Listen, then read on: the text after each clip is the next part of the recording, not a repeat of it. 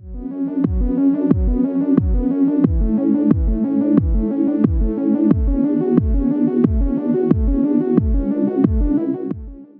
Track 10. Good morning. We have this morning with us Kevin Kumpf and Joe O'Donnell with Ciolo. Kevin is the Chief OT Strategist and Tech Evangelist at Ciolo, focusing on secure remote access solutions. With over 20 years of IT security experience, he has worked in various sectors, including energy and medical. And Joe has over 30 years in cybersecurity, building programs and teams at leaders like Cisco and Honeywell. He's known for impactful product introductions and is a U.S. Coast Guard veteran based in Houston, Texas. Today, they are presenting Navigating the Evolving Security Landscape in OT Environments. And you just illuminated that I'm older than Kevin. That's all, so. Yeah, though when he was in the Coast Guard, they didn't have wooden ships, correct? That's correct. Great. Pleasure to be here for all of you today. I know it was a little walk down to this area, so thank you. I want to start out by first thanking Joe for being here. Joe brings a lot of the real world, why it's important experience to us. And as evangelists, we can build the technology, but if we look back at beta versus VHS, the best tech doesn't always win. It's how you position it and how you strategize it in your environment. And Joe is ideal at doing that for us today, so I want to thank him for being here with us today. I want to start out by first breaking down what this really means, navigating the evolving cybersecurity landscape. Well, in OT, it's a very staid environment. You realize that you have technology out there that's 20, 30, sometimes 40 years old. We even have customers using paper tape systems, okay? So it's interesting because we have people coming into our company that are younger, and they're like, I don't understand the technology. So the OT world has kind of stayed where it is. If it's not broken, leave it where it is. But security, specifically the cybersecurity, is evolving for this space. And so what we're going to talk about today is how do we take the staid technology and put it into the modernization of cybersecurity and give your business the chance to grow potential. And that's what Joe's really here for. Joe, I don't know if you want to comment on that briefly. No, we've seen a lot of, post-pandemic, we've seen a lot of bipolar digitalization efforts in the marketplace, depending if you're manufacturing, process industries, paper pulp, what have you. Prior to pandemic, we used to puncture a hole into a process control network and get out, right? And that was remote access at the time, typically network proxies that weren't very persistent. Post-pandemic, what we're seeing is a lot more contractors, a lot more of remote working from skilled workers. And we're going to talk a little bit about the skilled worker shortage. Cybersecurity isn't the only one with skilled worker shortages going on. But we've seen a really big shift to typically isolated hybrid networks opening up a lot more, not only to get in, but to get Industry 4.0 data out safely as well. So we'll touch on that spectrum there, as well as, most importantly, the people system, because tech's easy. It's the people systems that are tough. And with that, we look at what the crossroads really is today. And the biggest one is what is out there now called Peak 65. Has anybody heard of Peak 65 in this room? Great. We're going to touch on that for you because this is the biggest driver. Joe had mentioned COVID. That's now passed. We lost a lot of people in that from working. That factories, people had to be there. Oil and gas, people had to be there. People looked at the retirement and said, it's time to go. It's time to enjoy this. But now we're at Peak 65. We're going to touch on that. And we're going to talk on the attacks and the infrastructure. Why do you need cybersecurity now? You know, when I worked in the energy sector, my first meeting with one of the people that ran my control center, I sat down and I said, we need to put in cybersecurity. We need to do this. We need to do that. And he said, right, I've been here 30 plus years. Nothing has happened. He goes, thank you for showing up at my office. There's the door. And by the way, you're a visitor in my facility. Park in the visitor's parking lot, not in the employee's parking lot, even though I was an employee, to basically say that you're not going to come in here and tell me how to do my job just because you're going to tell me the sky is falling. And so that's an important part of it. Why are we doing it now? The disruptions that they pose. You know, when we talk about OT and we talk about the physical harm that happens, that's different than the IT world. And so safety is the paramount point here. And then we're going to talk about, as Joe mentioned, the digital transformation in the environment.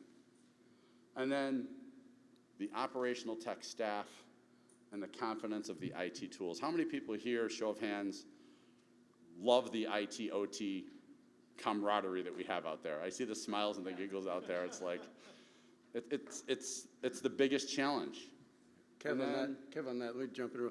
Yep. Since we're having fun with that topic, how many people consider themselves process control, OT type practitioners? Got 2, and then 3. Oh, there. Electricity counts. Yep. How many are IT practitioners? How many are service providers and integrators, right? Got a couple in there too. How many are IT being forced to accept the responsibilities for cyber but no authority?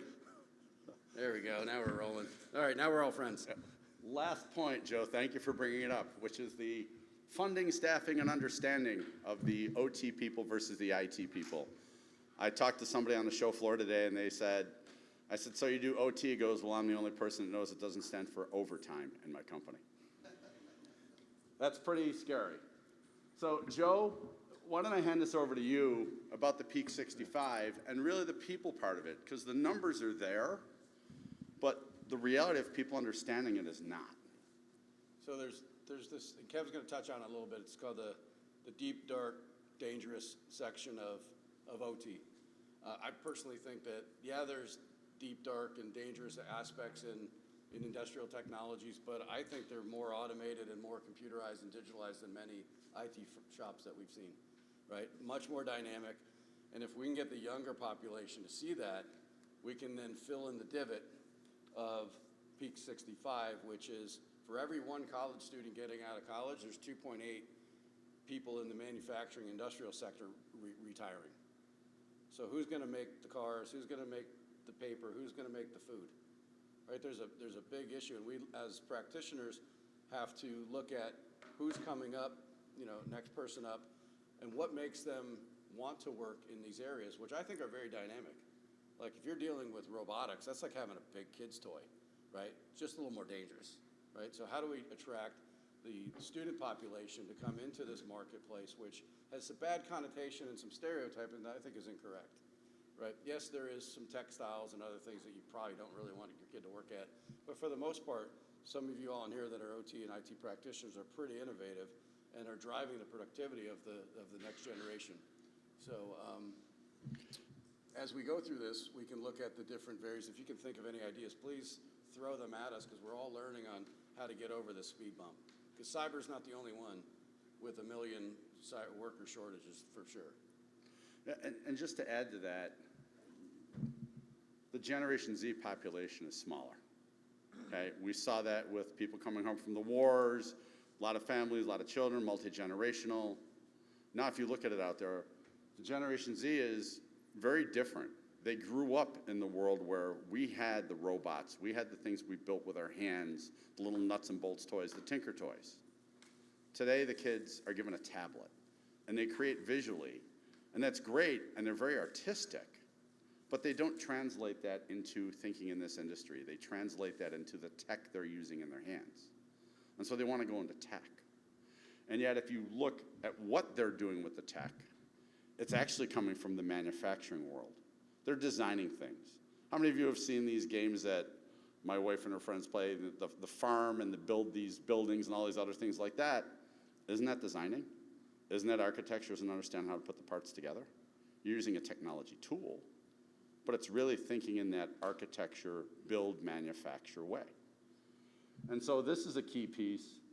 And here's the other part right here that I think is the most important. And this is manufacturing, but Joe, why don't you relate this to what oil and gas is, because they're all going to have this. The numbers are slightly lower for oil and gas. It's about 35% of the workers are of that age. But the manufacturing ones, especially the fabric and the textile ones, are much, much older. Who can guess the #1 reason why a younger person would want to work in manufacturing and industry? The #1 reason that they would accept the job? Any guesses? Their parents did it. Didn't think of that one, but dead on, yeah. Statistically now. The pay? Yep. That's number 2. That's not on there, but that's a good one. Because they don't want to put college. Not in there. Number 1 is quality of workplace. Is the number 1 reason they would accept a manufacturing industry job, and it's the number 1 reason that they wouldn't if there wasn't the quality of work. So what we're experiencing, what we do on a day-to-day, Kevin and I do on a day-to-day basis, is creating remote workspaces that attract these younger personnel to come work in the highly digitalized world of industry.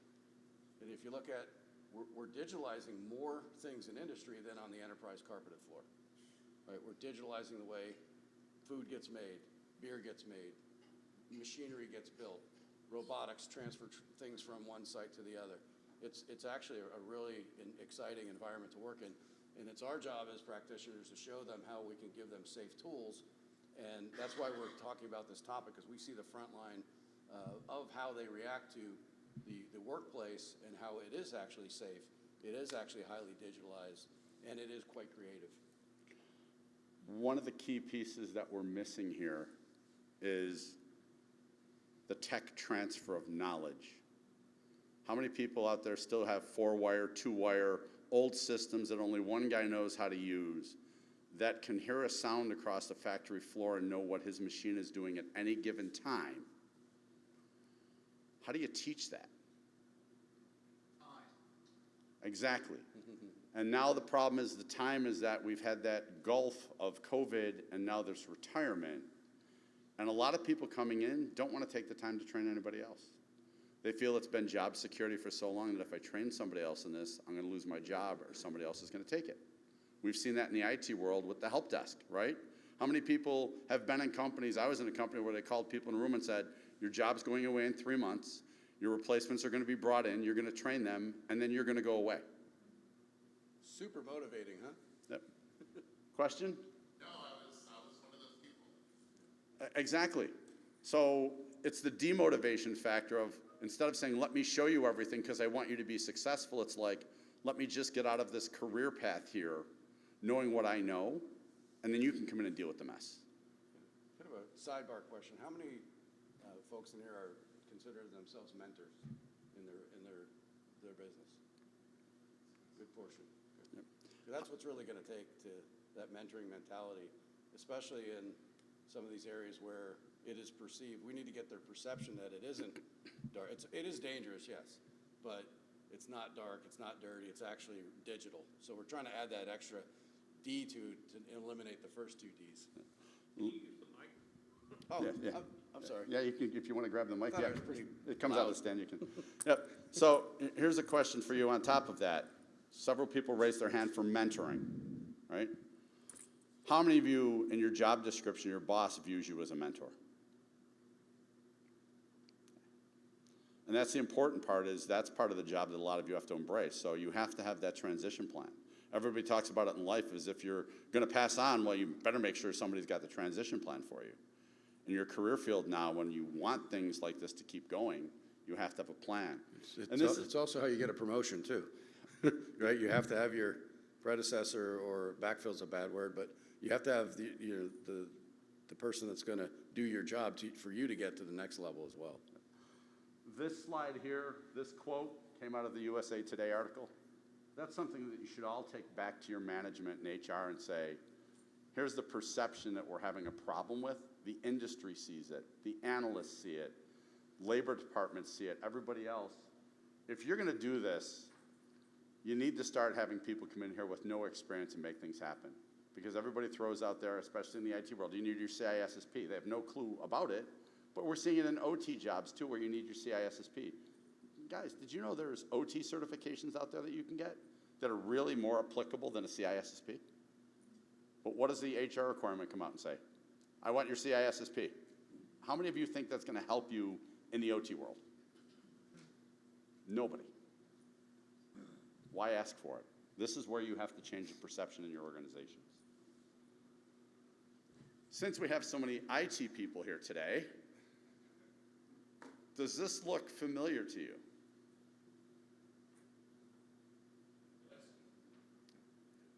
Does everybody know what the things on the architecture slide are? I see some looks out there like it's pretty. Well, let me fill in 2 more rings for you. So as you come out from OT, what's the next ring? DMZ. What's the next ring out from that? IT. These are all the things in, as Mr. Rogers would say, these are the things in your neighborhood. If you're in the OT world, if you're taking the Purdue model and things, you come out from the center of the sensors and the devices, and now you start to build into the SCADA systems and then the industrial control systems. And Joe, you talk to our customers all the time about this. How many of these truly can sit there and pinpoint on the architecture where these reside and how they help them make the business? It's asset by asset. Rarely does even a lot of the asset managers have to go down a few levels to find out where these things sit, either logically. They know where they are physically, right, but logically in networks. One thing that this slide is pretty detailed, but for the majority of people in here that are IT people, guess where IT security people started out in IT, right? I was a phone system technician is where I started. Plug it in, routers, switches, actually before there was things called routers. But everybody starts, right? Everybody's kind of a victim of where they begin, so it's not like it's a hopeless thing. OT is not this really, imaginary thing that you can't reach. You've already got a massive basis for it. If you just pepper in some collaboration and some safety, you're there.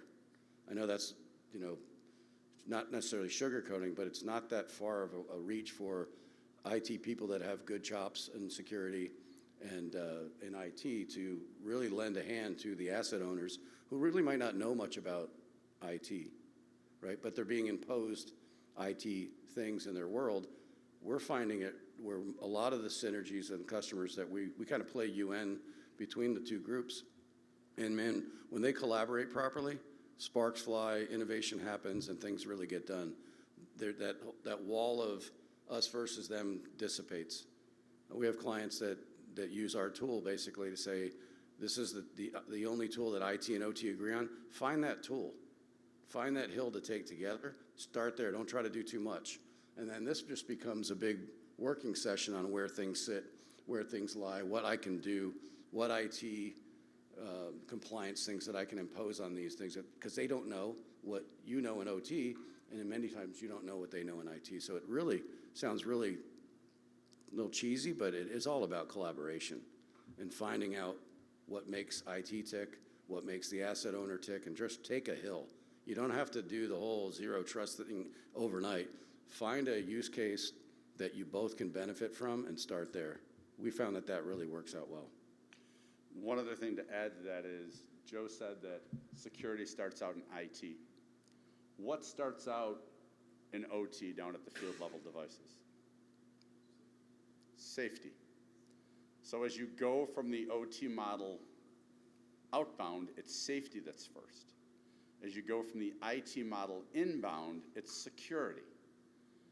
And so many people don't understand that you're taking 2 different needs, regulatory, human safety, which is regulatory as well on a different level for OSHA many times, but over here, you've got your NERC SIP, you've got your FedRAMP, you've got all these different security architecture models, and you're trying to slam them together in one ring out here. We call it DMZ.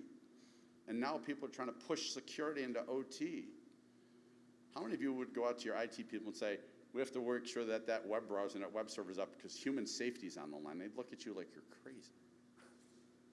So if you think about it that way with this ring here, this is a good slide to start talking to your people and saying, as we work out, where do we find common ground? How many of you know what an attack surface is out there? The top theoretical is a NIST statement. The clinical is people process technology. It's funny, you and I started talking people process technology 3 years ago. Nobody in our company was talking about it. And we'd see people around shows starting talking people process technology. I wear a safety vest because when people come to shows like, why that? I'm like, because I'm here to talk to you about safety, not security. And now I'm seeing people at shows showing up in safety vests and hard hats, and I'm like, you're working my side of the street, Junior, but it's a good thing. And that's important. And so, Joe, when you talk to our customers about the threats out there, what is their number one threat? Because here's an attack surface, here's the exploitation, but how many of these really drive OT? So the threat one is probably number 4 in the customer's mind of ours. One is production integrity, quality, and safety. And then number 4 is probably, from a threat perspective, supply chain disruption, physically and through third parties. It's a very big attack surface. 26% of manufacturers allow over 100 contractors to come over the industrial edge by contract. If they don't let them over the edge, they're at fault, right? They're contractually obliged to do so. So many of them have allowed them to pretty much do whatever they want coming over that edge, so they don't get any kind of penalties for the contractor. They don't have a $10,000 trip charge to fix a compressor, right? So we're seeing the supply chain disruption. Supply chain is the number one threat, and it's not necessarily security first. It's actually the threat of disrupting production integrity or quality or safety. So, but safety or security is what wrapped in there, and that's how we treat it.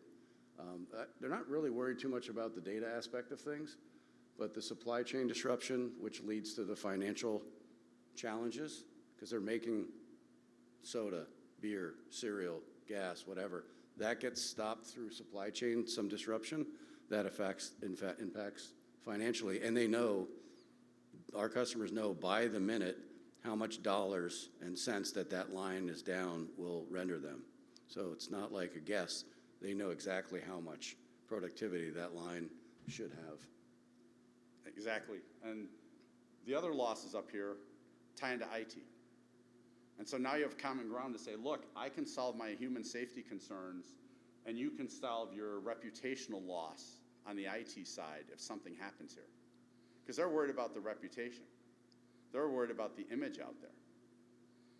And yet, you're worried about the safety. So if you come into a common attack surface and say, look, you get this out of it, I get this out of it, that's common ground for you both. Can anybody else think of any common ground, whether you're from IT, OT, or a service provider? Like what other things we mentioned, you know, find an application or a use case that you can solve together. Kevin just mentioned, hey, I can solve the safety piece and you can solve the image piece if we work together. Can anybody else think of any other yin and yang kind of scenarios? So a common platform between IT and OT to share? That's a great one. Physical security. Nice. So what if I told you that the tools that we're working with, that we're going to customers with, are bridging those type of things together? Think about it this way. I have a door badge reader. I walk in, I hit the door badge. My accounts for my access to my IT and OT systems turn on. I leave, they turn off. Question, comment?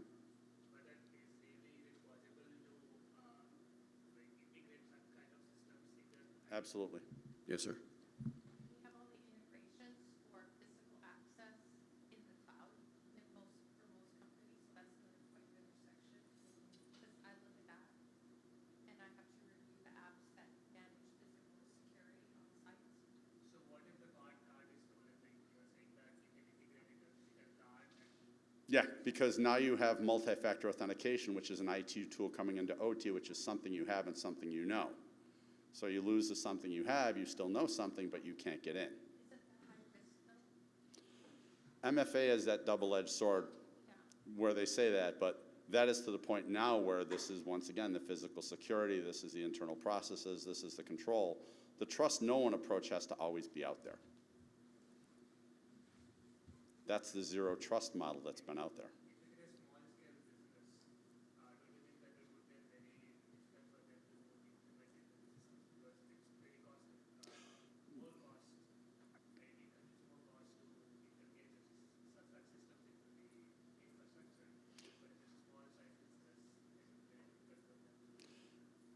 Again, look at your risk factor of the business, look at the factor of your loss.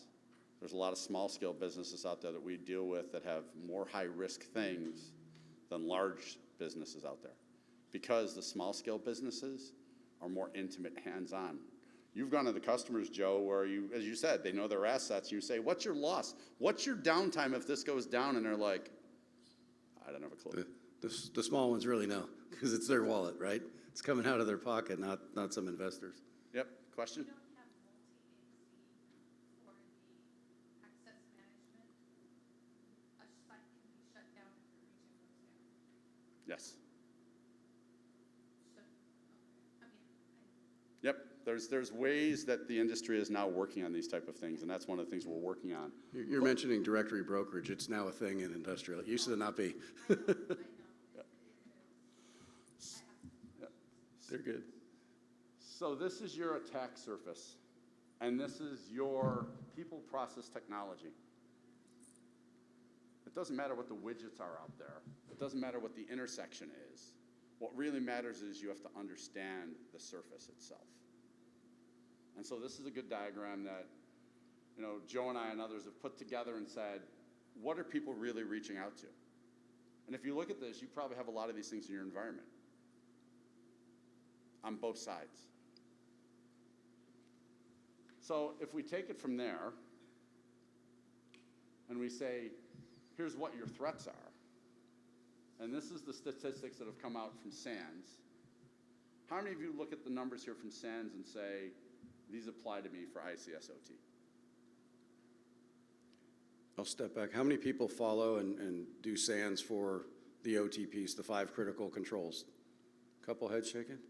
For those that do not, it's a great baseline. And a lot of your vendors, teach their teams that, hey, start somewhere along the 5 pillars. It could be incident response practice. It could be defensible architecture. It could be secure mode access. It could be disaster recovery, these 5 principles. It's a really good place to start. And even for just IT people getting into OT, you'll be very familiar with it. It's not, like Kevin mentioned, it's not too far off. It's just sprinkled in with a lot of safety components to it. But it's literally things you already know. The one key that I look at right here is replication through removable media. IT people don't show up with their laptops. If you're going to do service on things generally, they'll give you a corporate one, they'll ping your software through, they'll scan it. What happens in your OT world when a vendor shows up? Has his laptop, doesn't he, most of the times? Because his software is critical on that device. Let me plug in, let me go to that system. It's a huge problem. And then we look at this real briefly. 80% of all the OT outage events are unintentional. We just had a vendor who shall remain nameless that took down a lot of the IT world. We had people in the OT world that were taken down because those systems started to update and they lost visibility and had to evacuate facilities. That wasn't an incident, that was an event, and that means it was unintentional in nature, but it had massive compromise, basically problems with it. You guys see social media. The first thing that happens in an industrial, let's say a pipeline bust because it was like steam or whatever, right? The first thing they do is vendors go, oh, it's cyber, right? 9 times out of 10, it's unintentional. Usually human error, but we always have to safeguard against, so it's not. I see a lot of people that talk down about OT security. The people, they're just worried about productivity. Some of the hottest, coolest, smartest security practitioners are in the industrial world. They know what's at stake. I walked into offices where the CIO's banner is "so everybody goes home tonight." I mean, how many IT shops have that plastered on the wall? Not many. So it just kind of gives you an idea of there's a lot of vigilance that has to happen on both sides, and it's really better when they both do it together, because OT might have some blind spots, IT might have some blind spots, but when it's totally a better together story, and when IT can realize that the OT lead does certain things for a reason, like so people can go home tonight, it kind of changes their views about what they're talking about. And when the OT people figure out that, hey, that IT person is just here to help me, things really start to happen. I see some really good CIOs and CISOs that have been converging in that space, and their departments, high retention, exciting places to work with, and a lot of great recruiting going on, versus the ones that are separating church and state. And it's funny, Joe, you mentioned that because how many of you have seen the coffee mugs out there that says one with a line through it since our last cyber incident or something, joking in IT, and yet what's in the OT facilities? The sign that says X number of days that people are proud of, that they give you a jacket for if you've been a safe driver and things like that. So IT is like, yeah, it's always going to happen. OT is like, how do we find it and make sure it doesn't happen? Different mindset. It's a good mission. So this is really what you're doing for your practice, be it IT or OT. Whatever your attack surface is, whatever your problem is, be it physical or cyber, you have to go through an environment. You have to look at your discovery. That's what people are saying is, discover your assets. CISA says go out and discover your assets. We've just now partnered with Dragos, and this isn't a shameless plug. This is a fact that Dragos came to us and said, well, we need the SRA component. But people come to us and say, you found an asset, you found a vulnerability. Now what do I do with it? So you can find all the things in the world, but it's the actionable component that we're helping people drive and understand. So it's great to find it. It's great to know it's there. But what do you do with it when you find it? And how do you fix it? And so if you don't have as many workers on plant, on facility, what do you got to do? You got to bring somebody in remotely. That's the new world of where IT is coming into you. We didn't create this. We're now at the point where the human side is dropping off and the technology side is advancing. And the synergies happen when IT comes to the table with the remote solution sets, because a lot of that's kind of where the lines are blurred. It's outside of the OT, DMZ, or level 3. IT has an semblance of supply chain and contractors already. They have the tool sets somewhat to at least have the directories and things like that for the initial access component. It's just that last mile that they need to work together on. So it's really where the areas start to blend is supply chain, contractors, remote workers, because they're all employees of the same company. One just might be on the carpeted side and the other one on the metal graded side. So IT has got a big, big role in this convergence. It's not I mean, they're both equal dance partners in my mind. Question? So how do the IT robots, there's some IT scanning robots that are helping with inventory, and I know they're, maybe not now, but they might replace people. Mm-hmm. They'll reduce staff. Are they doing outside connections, or they're staying in the OT space? That's the scary part. We're seeing three things right now. There are some that are hybrid air-gapped in a way, right, on local networks. We're seeing a really big growth of 5G robots, mobile robots, like from the likes of Fanuc and others. That market's on fire. No, I shouldn't say on fire. It's bad. It's actually growing really rapidly because there's a lot of utility in there, and they're finding out how dangerous it can be at the same time, right? Because a lot of robots and a lot of things on networks that aren't protected I think that's like running with scissors in most cases, but we're seeing a lot of growth in robotics, and not just in manufacturing, but transportation in a big way. Some of the largest retailers, they're the largest customers of robotics right now because they moved from a pick, pack, and ship model to a fulfillment model, more like an Amazon model where they've got these huge fulfillment centers, and where robotics at scale can make a big difference.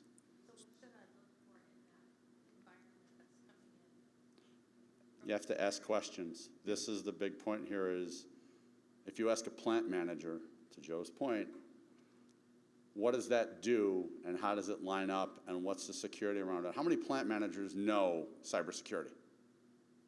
Shaking heads, nobody, right? Zero. Cybersecurity people know the security stuff to ask the questions, but the plant managers don't want to deal with them because now you're going to show my project down, or you're going to shut it down, or you're going to make me do ridiculous things I can't do. So it falls into this gulf of put it in, the vendor handles it, it's under a vendor support contract, we're good to go, leave it alone, it's doing its job. My uptime's critical. This might sound like a smart aleck answer to that question, but is it easy to use?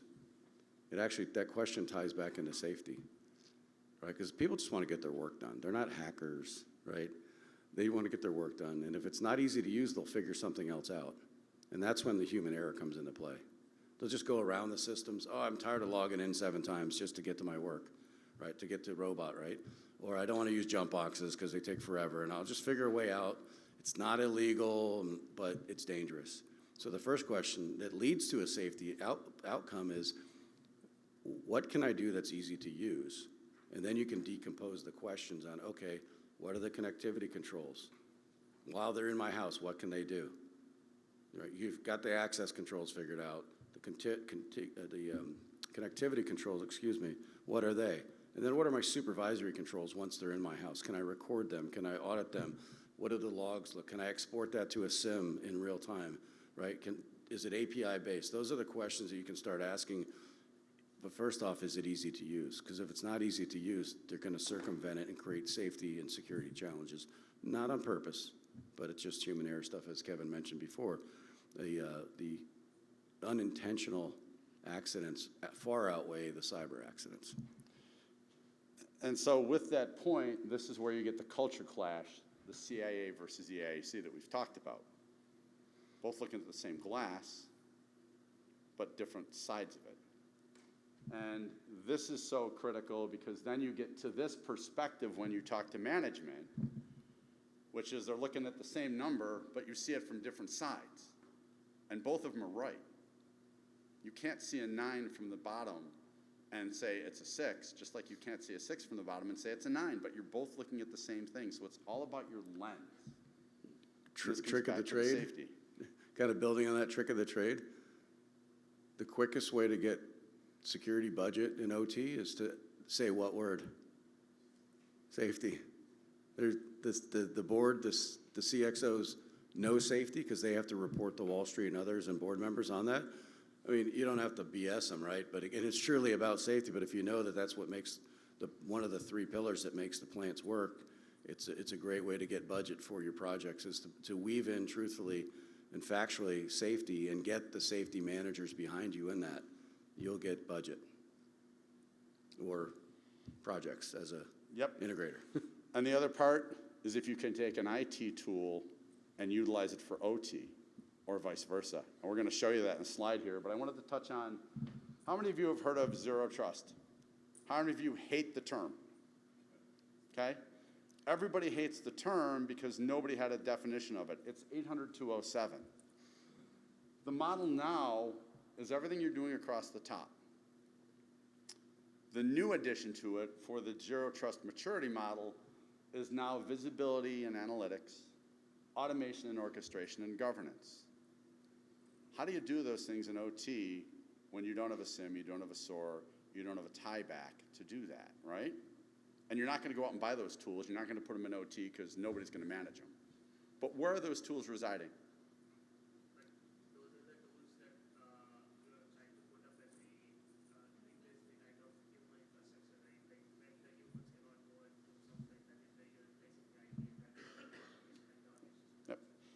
There are ways to do this now. And that gets you to this architecture. And there'll be a quiz on this, by the way. But before that, real quick, how many folks, what's the percentage of enterprises, not OT, but enterprises have a zero trust plan or a journey in mind? Can anybody take a stab at the percentage? Less than 30. No, that have a plan. Oh. Yeah. 80, roughly 85. 85% of enterprises have a zero trust plan journey. How many enterprises actually think that they've achieved a pillar in their zero trust? It's closer to your number. 15%. Less than 10. Now take OT. And the reason why an enterprise, it costs a lot. It's cost of change. I have to change. My people have to be educated. My networks, my IDP, my security perimeters, all of these things for the most part have to change in some way. Getting to zero trust is very, very difficult. And most of it, it's, many vendors can show you the way to get to their version of zero trust. Rarely any vendor actually shows you a way to have vendor trust because they have all your credentials and stuff, but that's another topic. But getting you to zero trust is very expensive because you have to upgrade to different infrastructure to get there. In OT, it's even more dire because now you have to add in the $1 million on the duct tape line per day if that's down, even if it's just for a planned upgrade, right? So the numbers are even worse from a zero trust perspective in OT based on the hard cost of the business having to shut down productivity. It could be coming out of the ground, oil, gas. It could be pipeline. It could be making cereal. It could be making candies, right? It has an additional cost than just network upgrades. So as you're talking zero trust in IT versus OT, it's a same conversation, but a lot different impact. Not to mention legacy systems that have been up for 5 years. Yeah. So with that in Exactly. mind, this architecture now, where you keep your control plane and your data plane in your boundary, and yet it's an outbound connection, which now meets the zero trust, that allows you to do MFA, that allows you to use an identity access platform or have one built in. This is where we're finding customers coming together and saying, that's a tool that I can use for everybody in a simple web browser. Now, how people get there and things is one component of it, but the real component that we're seeing the industry gravitate to is, if I have an outbound connection and I have a way now to get logs and information out and sensors, I can send these up now to my IT tools.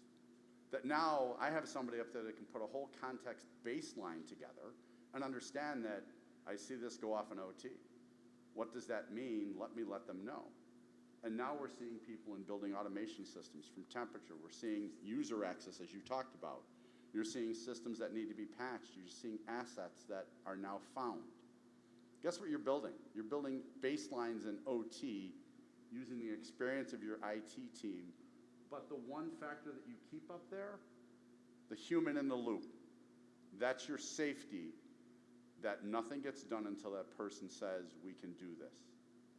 And so now this is going even further than the SOARs, where we're now talking to companies like ServiceNow, Joe's engaged with heavily, to say, I have all that information to make a valid process here to build that governance, compliance, and risk avoidance. Now we just use the tool for OT. Sir. Reference to that model, I'm having a problem on the control data plane, right? It's even the application gateway you're showing there, they're not letting us even touch that control data plane. So how are you making that? Yes, I understand we're gonna try to match, meet some, in agreement in that, but I'm still having a hard time getting that, to that control of data plane, even though we're gonna separate it out, whether we're gonna span the board or do something that's non-intrusive, you're still not letting us over there. Yeah, and we can talk to you about that offline because there's ways to do that, because it's all about user management, access management, identity management of the front end, and then application resource management on the back end that aligns to what they're doing in IT already anyways. It's just pulling into OT. Yeah. That's a great conundrum, and we definitely want to close the loop with it because that's what we see every day. The answer is basically we've separated the control plane and the data plane for you, Mr. Asset Owner. You maintain all the credentials, you maintain all the vault, all the passwords, all the application proxies. I'm just an outbound only connection that can come in and look at what I'm allowed to do. You have full governance over that. You can record me, you can log me, everything. So the access controls are now in your control, Mr. Asset Owner. While I'm in your house, the connectivity controls are in your possession, and the supervisory privilege controls are also in your possession. You get more ants with sugar that way, and we can show you in detail technically how that happens. You're not the only one. Yep. Yeah. So to wrap this up, I want to just go through that in our presentation. There's a lot of benefits for OT. These will be available of what you can do for automation. But we also give you the other side of this as well, which is the risks of OT automation. The last thing I want to close with here, and then I'll turn it over to Joe, is you have to plan for the workforce availability issue first and foremost right now. And that means working together with the people you have. You have to take the steps to make sure that you're in process together with your IT and OT teams and management, and safety first. And with that, Joe, if you'd like to close it out. No, hopefully this was valuable. The topic was pretty broad a little bit. It wasn't specific. Like Kevin and I like to go down into the nerd knobs but we're not supposed to do product stuff. So you can hit our booth up for that. But how many folks thought that this was valuable or directionally okay? Good. We thank you, and we know we had a lot of, competing sessions, so we really appreciate you all taking your time. Thank you. Thank you for having us. Thank you, guys.